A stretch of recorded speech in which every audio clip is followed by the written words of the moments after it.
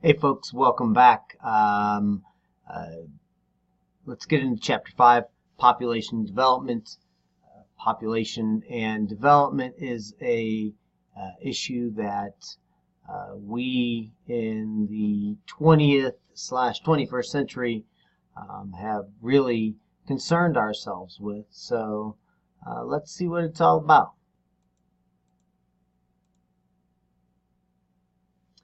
So whenever you're talking about population theory, you're really looking at the impacts of exponential growth and what that exponential growth does to the environment and what kind of threats it creates for societies in general and the environment that those societies rely on.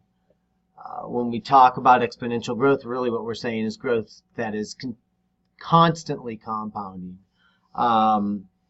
This compounding growth is certainly ever present in the growing urban areas, and it's really easy to see how these urban areas place huge demands on ecosystems, and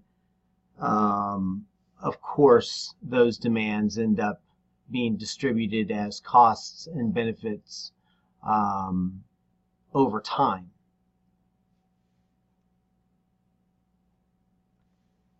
One of the main long-standing population theorists is Thomas Malthus.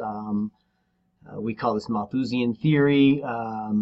What he was looking at, he was one of the first real popular theorists to take on population growth, and what he was what his theory laid out was that as population tends to grow faster than the food supply itself, unless we put some sort of check on that population.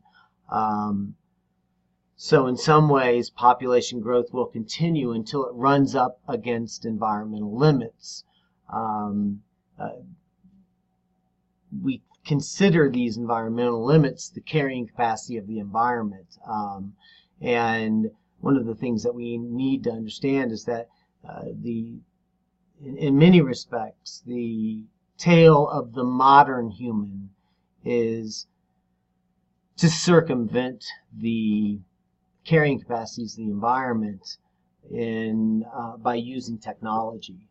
So Malthus is saying that we're eventually going to run up against these environmental limits, and they're going to create some real social bads like poverty, hunger, misery, resource scarcity, and then ultimately a population crash. Malthus always leads us into the present debate about population, world population, that is. But as many of you might misunderstand, population growth is actually falling as a percentage rate. The peak was in the mid-1960s, where we were growing at an annual rate of about 2.2%. And as you see, that's been lowered down to about 1%. But because of this compounding population growth, even though the rate overall has begun to decline, population is still increasing. And it's increasing in specific areas. What we know is that more than 90% of the world's current population growth is in poor countries, which leads us to believe that there is a connection between economies and countries that are doing well and population control, and economies and countries doing poorly and population growth. This is a diagram that gives you an idea of how population has grown since 1650.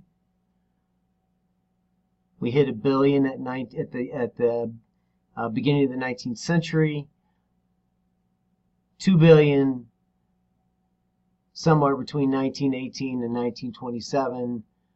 By 2011, we're at 7 billion. And by 2100, we will have begun to plane out at 10.9 billion.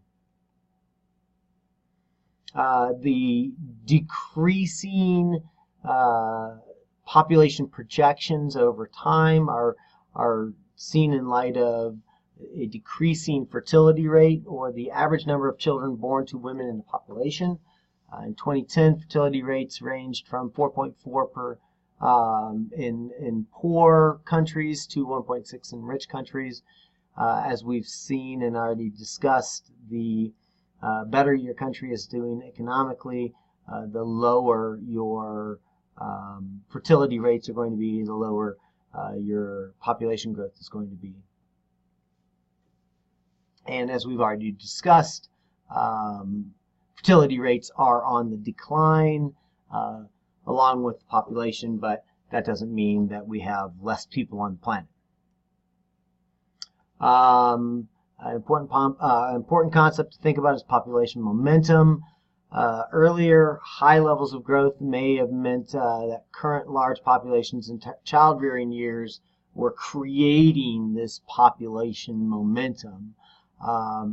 This high fertility and low mortality has in turn led to a high proportion of young people throughout the less developed world, leading to population momentum as younger generations reach their reproductive years. So that population momentum is happening in these poorer countries that have a lot of youth, and they're gaining in this population momentum, where more advanced nations like the United States and Western European countries, they no longer have this population momentum.